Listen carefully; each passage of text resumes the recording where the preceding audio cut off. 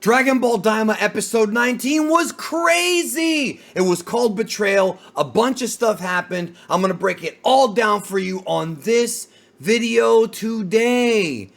The episode began with Glorio's wish to Porunga, the red Porunga. Arinsu thought she was gonna get some big power boost, but no. In fact, Glorio did the right thing and managed to make the right wish. We see Goku, Piccolo, Vegeta, and all the others begin to glow and then begin to grow as they are back in their adult forms. Now, in the very first episode of Daima, Gomah wished them all to become kids again in his attempt to nerf them.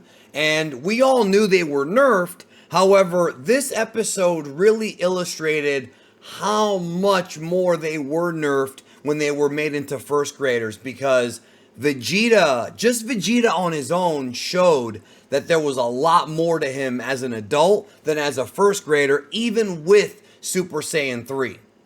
So when the wish is made, the Dragon Balls disperse. Now, normally with other Dragon Balls, they would just go all over the planet that they happen to be on. But because this is the Demon Realm, which Demon Realm, like, where did they go? Did they each go to an individual demon world? Are they randomly in different places? Remember, the Tamagami, the ball gods, were the guardians of the demonic Dragon Balls. And I bring that up because we have a shot just a couple seconds later of Tamagami 1, and if you look at his stomach, it's still empty, which means that the Dragon Ball did not just return to the possession of the Tamagami. The balls are somewhere in the demon realm, and presumably they're going to have to be collected again, maybe by Neba, since he knows how to, like, telekinetically summon the Dragon Balls to him and manually be put back in Tamagami's stomach. So I thought that was interesting, and I wonder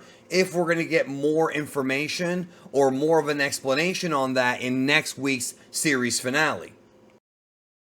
Once again, Goku pronounces Glorio's name wrong, but this episode would mark a milestone in that it would be the last time he would pronounce his name wrong, or at least I think it's the last time, because later in the episode, he pronounced it right.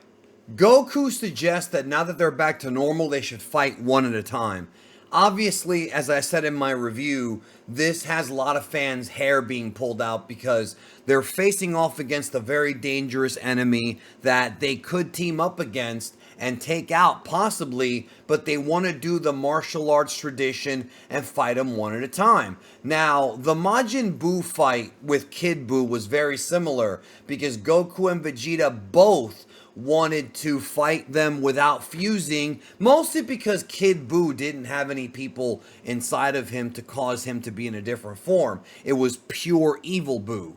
So this time, Vegeta steps up and he wants to be the first one to go against Gomah. No rock, paper, scissors, no arguments. He just wants to go first. And I guess because Goku had that time as a kid Super Saiyan 4 in episode 18, he probably thinks he's earned it. Vegeta clarifies that this goes back to the episode where Goku was about to fight Tamagami 1 and he wanted to go first. Now the order goes back to Vegeta. Vegeta goes after him in his base form, I guess feeling confident here. And the size difference between Gomah and Vegeta is staggering. But he does actually manage to land a few shots on Gomah. Dr. Arinsu brings up that she rescued Glorio from the third demon world. Now, we don't get more information than this, but I'm over here wondering, what did she rescue him from? We don't get any more exposition than that, and I would love to learn more about it, so she just fires him. I mean, there you go. I guess maybe she was paying him, maybe she got him a job. I don't know if episode 20 will tell us more, but I have my doubts. Gomah tries to use projectile attacks on Vegeta, and finally he claims that he got used to his body again. So it took a tiny bit of time, but now he feels more natural with his adult body. And so Vegeta fires back with a number of projectiles which do no damage to Gomah because of that third eye That third eye is the key to his power and saves him from everything. Gomah fires back, so they're basically having a bit of a ki blast firefight here, trying to hit each other. And while Vegeta's dodging, Gomah's just eating the shots, smiling. Vegeta lands a ki blast to Gomah's stomach, his solar plexus, and it looks like he's actually in pain, spitting out some saliva. But whatever pain he felt was temporary because he just smiles and keeps fighting. Gomah tries to squish Vegeta inside of the palms of his hands, and he starts to power up and glow. You know what that means. Vegeta, while in Super Saiyan, fights Gomah temporarily, but it's only temporary because he's about to go further beyond. This is Vegeta's first time turning Super Saiyan 3 as an adult. The art in this episode is beautiful. This shot right here of Vegeta is so classic and reminiscent of a lot of Vegeta's crazy power-ups, including the first time he ever went Super Saiyan. Even Gomah is surprised at all of the energy projection that Vegeta is shooting out of his body. There are sparks everywhere. Vegeta's Super Saiyan 3 as an adult looks freaking awesome. I think it's great. Now, remember, Super Saiyan 3 does have a drawback, and that is it has very high energy consumption, especially in mortal bodies. But the power boost, the speed boost, and the energy boost overall make it so that it works effectively if you're going to end a fight quickly. Vegeta with his arms crossed always has that aura. He warps in and hits Gomah with a massive shot to the stomach, hurting him. Look at how incredible this is, man. The way he's looking at him with those eyes, just awesome stuff, yo. Even people who were skeptical of Daima, and I understand why, even I think they would love this episode. Vegeta follows it up with another big shot to Gomah's face, and like I pointed out before, every time he gets hit in the face, he makes a wacky face. He follows it up with an uppercut, then with a drop kick. I mean, just hammering punches that would rattle Gomah's ancestors. Like, look at this. He's knocking Gomah around like a hoe. It kind of makes you wonder what would have happened if Vegeta had Super Saiyan 3 against Majin Buu and Goku had his Super Saiyan 3. Could they have beaten him? I don't know. It's a tough one. Let me know in the comments what you think. But yeah, Gomah's over here feeling some hurting bombs. And if that wasn't enough, Vegeta does a flying axe kick. Dog, an axe kick. You don't see those in Dragon Ball very often. Look at Gomah's face with the eyes popping out, man. Just lots of great art in this one. Gomah hits the ground hard, and for a minute there, I wonder if they thought they had him. But damn, that third eye strikes again. Everyone gives Glorio his flowers for doing the right thing, but Goku is the one who gives him the thumbs up and pronounces his name right. So was he pronouncing it wrong the entire time on purpose just to troll him? Let me know in the comments. I really want to hear from you. And even Glorio is stunned, happily so, that Goku finally got it right. Vegeta then proceeds to launch a number of massive rapid-fire ki blasts at Gomah. This is something Vegeta has done multiple times. He did it on Namek, he did it against Cell. Vegeta's very good at projectile ki blasts. He would hammer Gomah down, but the third eye would activate. Gomah would get right back up. Vegeta would ping-pong him down, and he would get right back up. That third eye is literally a lifesaver for Gomah. Vegeta's hitting him with everything, man. I mean, he is striking him as hard as he can with punishing shots, utilizing the maximum power of Super Saiyan 3, dude. And Gomah, that third eye every time. But man, this was visually a treat to watch. I don't think Super Saiyan 3 has ever looked this good, including in the old DBZ. And I love Super Saiyan 3 in the Buu arc because the artistry and the animation in that arc, I thought for Super Saiyan 3 looked amazing. To me, this tops it. I really feel that way. Then Vegeta goes for his big signature move. For the first time in Dragon Ball Daima, he begins to power up the infamous Final Flash. Now look, the Final Flash from Dragon Ball Z he did on Perfect Cell was pristinely beautiful.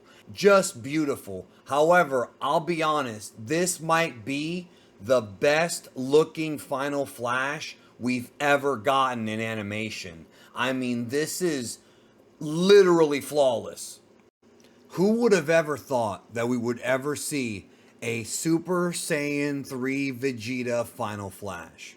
Who would have ever thought this even just 3 years ago? They have a bit of a beam struggle here, and for a moment it looks like Gomah will overtake Vegeta, but Vegeta puts everything he has into this Final Flash, and it goes well for him. I mean, look at this, man. This is just insane. At this moment right here, you would have thought that Gomah was dead. Like, you actually would think that Gomah was dead. And if you take a close look, you see like the beam going up into like the heavens and like just like rays of light coming down. Like, you would think, if we didn't know better, you would think this would be the end of Gomah. But guess what happens? Yep, the third eye yet again. And there is Gomah in all his glory, seemingly unscathed. And Vegeta's like, oh great, this is a problem. We got our hands full. Gomah then begins his counterattack by punching Vegeta away. Now Gomah begins to chase after Vegeta. I'm guessing Vegeta here was trying to tire him out, but when you've got magic power, you probably don't get tired. Who needs lungs when you've got 3 eyes? Know what I mean? Goku remarks that at this rate, the Super Saiyan 3 is not going to last much longer, which confirms what I said earlier about the energy consumption problem Super Saiyan 3 has. I know a lot of people kept asking, well, why doesn't Vegeta use Super Saiyan 3 in Dragon Ball Super if Dragon Ball Super is supposed to take place 3 years or so after Daima? And the main reason that I've been able to figure out is that Vegeta recognized that Super Saiyan 3 had flaws, so instead he just aimed to sharpen his Super Saiyan 2 to higher levels. And Goku confirms what I just said. Who needs lungs when you've got 3 eyes? Piccolo says that even though they've been restored to their adult bodies, they still retain the damage inflicted before. And Piccolo, the voice of reason, thank goodness, says that this might not be the time to obsess over fighting. What he's basically saying is what I was saying earlier. This whole going one-on-one thing and being like, you know, martial artists and focusing on Saiyan pride. We respect all that. Dragon Ball was built on that kind of martial arts classic competition. That's what Goku and Vegeta are about. Testing themselves, testing their limits, and becoming better fighters and better people, right? But that third eye is making it impossible because this guy has a hack. Gomah has a hack. He's basically cheating. He would not be doing anywhere near this good if he didn't have that.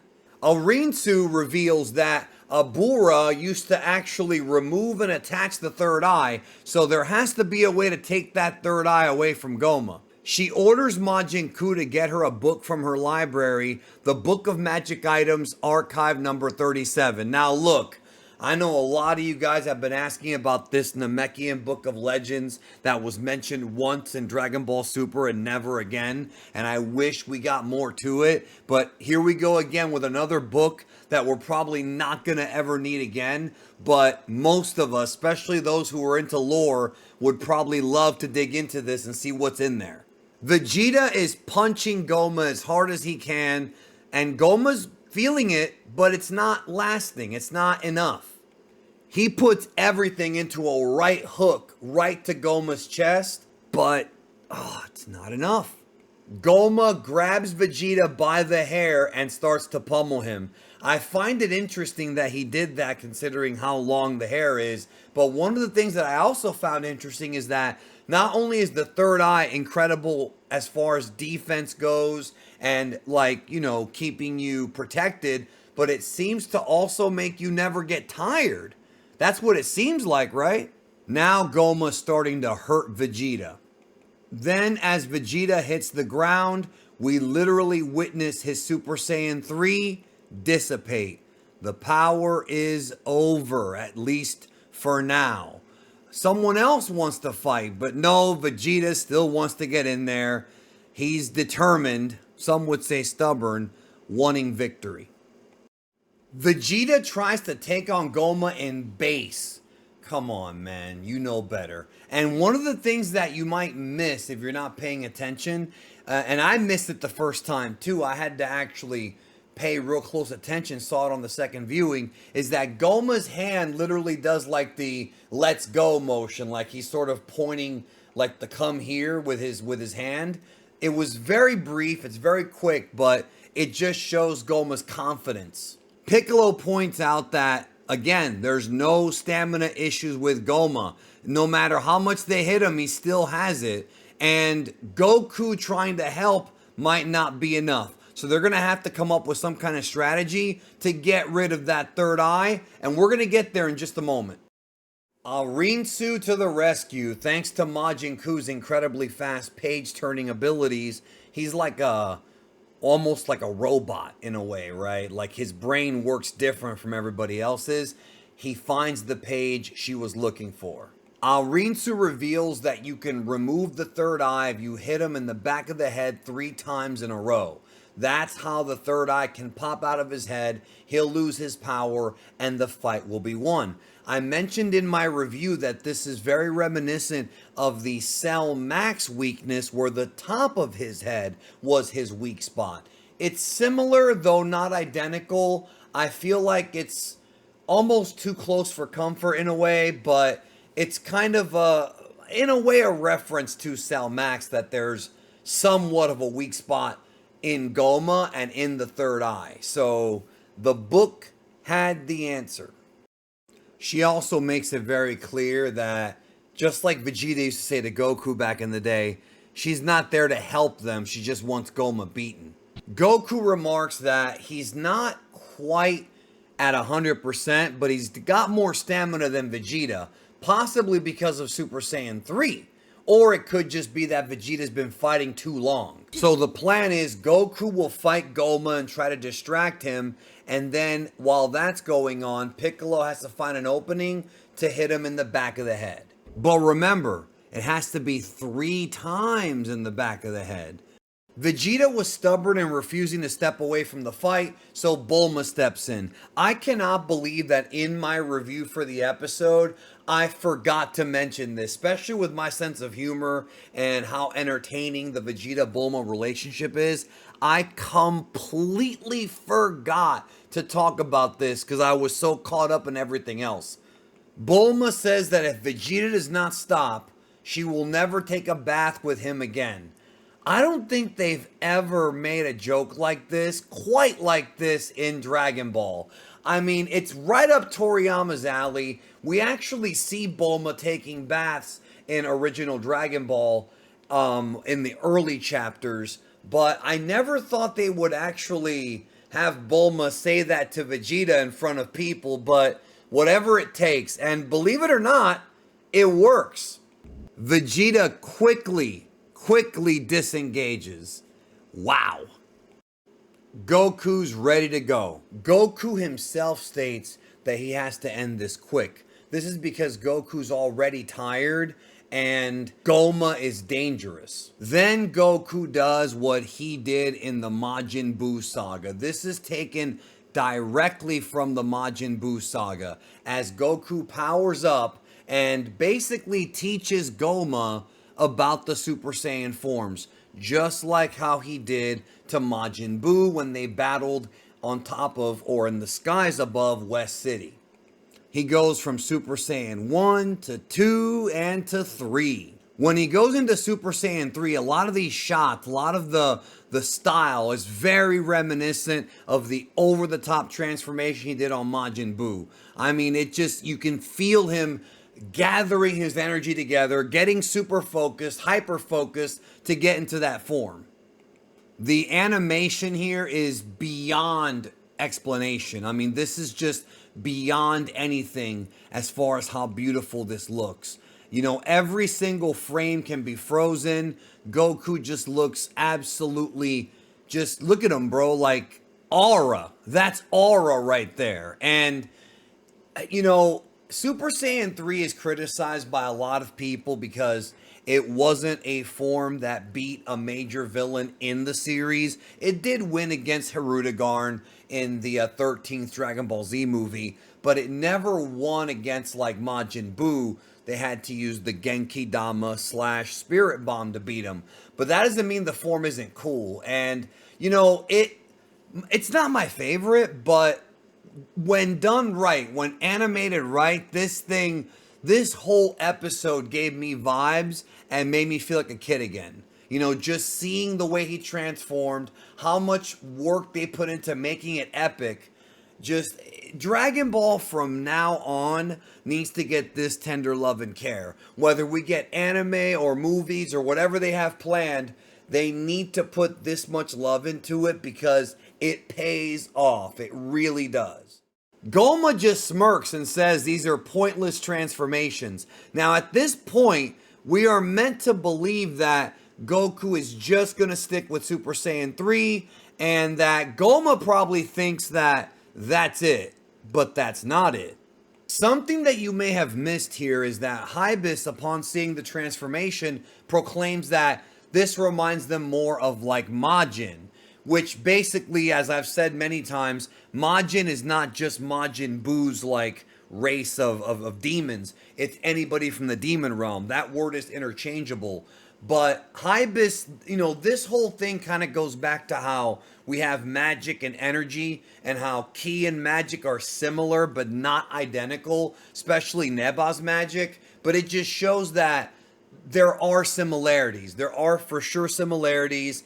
It's just that for Hybis to even point that out, I think a lot of people are going to take this line and I think they're going to assume that this is another clue that Saiyans may have originated from the demon realm. They already said in an earlier episode that humans and Saiyans evolved from the outer realm, not from the demon realm. And some people still think that we're going to get that reveal in episode 20. I don't know for sure if that's going to happen, but people are going to assume that. I think the best thing to do now is just wait and see, because I'm not sure if that's going to get revealed. I don't think it will. Plus, they have a lot to cram in episode 20. It is the finale after all. Goku then says one more bonus, and I think we all know what he's referring to.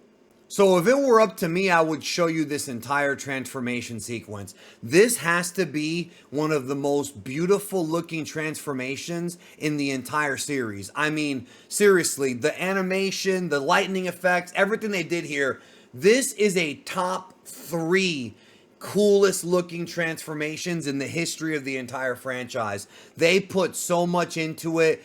Just look at this. I wish I could show you the whole thing, but I don't want to get copyright claimed and I have to be careful. You guys know what it is like on YouTube. I'm sure many of you have seen the episode, and if you haven't, I mean, I have friends who saw this scene 4 or 5 times because it's so over the top and so epic. Just, oh man, Dragon Ball needs to be like Daima forever. Not so much in the storytelling aspect, but in the production aspect. The way that you see his energy, he rips his shirt off. This dude rips his shirt off, and there's a surge. I mean, look at this, bro. It's like, this is like Broly when he got mad in the original Broly movie, the old one. This is like Dragon Ball Super Broly as far as I want to see this transformation sequence in a movie theater with surround sound. Just imagine how that would look in like IMAX instead of here on, you know, our television sets. This power-up is so over the top that it starts to affect the weather in the other demon worlds. Tamagami 2 from Demon World 2 senses that something is up. So Goku is strong enough now to shake the entire demon realm. This is kind of like when Jiren shook the world of Void. Power scalers need to take note of this because this is going to be talked about in debates for years to come as far as where Daima fits in with everything else and where Goku's power in Daima will fit with everything else. The way they did this was also unique in that Goku's like climbing up from behind a rock. Like that's not something that they normally did. And we have a look at the adult variation of Dragon Ball Daima's Super Saiyan 4. Goku was able to tap into the magic power that was harnessed by Neba in the previous episode and tap into Super Saiyan 4 one more time. Once again, like I said in my previous videos, Goku could not achieve this form by training. He couldn't get there on his own. This had to be unlocked through magic. Does this mean that Goku is starting to gain a better understanding of magic? Possibly. But nevertheless, this is the modern Dragon Ball Daima variation of Super Saiyan 4, not the GT one. Please don't get them confused because the look is similar but not identical. Obviously, the old one had black hair, but the way they get to these transformations is different. That one was all about the light rays from the Bluetooth rays and Golden Uzaru and all that stuff. This one is all about magic and Neba's magic. Goku still had some of Neba's magic inside of him and was able to harness it for this final battle. This shot of Goku with his fists looking absolutely gigantic. Dude, as an adult, they are even bigger than when he was a kid. This is wild, okay? Wild. I think it just looks great. People have said that this is similar to the opening shot of the second animation of Dragon Ball GT's Dan Dan because he's got his foot up on the rock, and I can certainly tell you it does seem like a visual callback to that GT moment in the intro. Now, Goku smiles, but does not refer to it as Super Saiyan 4. Now, as I've told you before, internal Toei documents list this form as being called Super Saiyan 4. It actually says Super Saiyajin 4. However, because these are early documents from the production of the series, there's a chance they could change the name, and maybe in the next episode we'll actually get a new name for this form, or they could stick with Super Saiyan 4. Then we have to differentiate it between, you know, Daima version or GT version in the future, but it's supposed to be called that. However, I wouldn't be surprised. As I said before, Gohan Beast was referred to as Final Gohan in internal documents before that movie came out. So sometimes these names are temporary. Next week's episode is called Zenkai, aka Maximum. That's the name of next week's episode. This is the series finale of Dragon Ball Daima as Super Saiyan 4, I guess you can say. Goku will battle Gomah, but there's more. We got the fusion bugs. Obviously, a lot of these next episode preview shots are just from the early parts of the episode. We have the fusion bugs, we have to beat Gomah, and we have to wrap everything up and send everybody back to the outer realm. So, yeah. What a crazy episode of Dragon Ball Daima this was, and what a treat. I was worried about Daima sticking the landing, but it looks like, based on the last couple episodes, it is going to have a good finale and probably be remembered fondly. It's not perfect, it's got flaws, but I'll talk more about that after episode 20. We can then go in and actually break down Daima. So, in the meantime, if you haven't seen it yet, check out my Super Saiyan 4 Transformation Explained video with the Daima version as well as the original version, because it's good to know the difference between the two, as well as other videos on your screen right now. See you guys real soon. Take care of yourself. Peace.